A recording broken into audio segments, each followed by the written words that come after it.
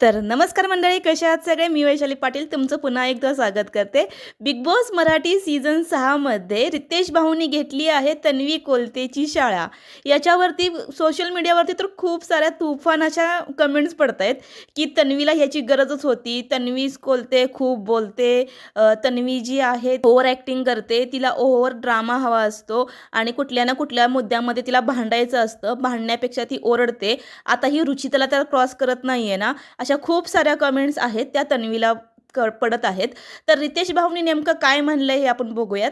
तर रितेश भाऊ जे आहेत ते तन्वीला म्हणतात, की "तन्वी कोलते तुम्ही खूपच बोलते आणि तुम्ही लोकांना बोर करते." आता इथे आयुषचा विषय निघाला, राखीजींनी हा विषय काढला होता.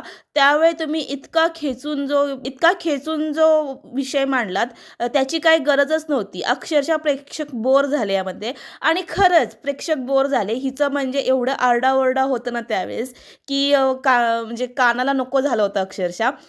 तुम्हाला काय वाटतं याबद्दल? रितेश भाऊंनी जी तन्वीची शाळा घेतली त्याबद्दल तुमचं काय म्हणणं आहे? आणि कुठंतरी तन्वीला पण थोडीशी ॲडवाईसची गरज होती असं मला वाटतं. कारण की तन्वी जी आहे ते खूपच पुढे म्हणजे अशी भांडायला लागल्यानंतर ती कुणाचंच ऐकून घेत नव्हती. ती दीपाली आणि राकेश यांचं सुद्धा ऐकत नाही.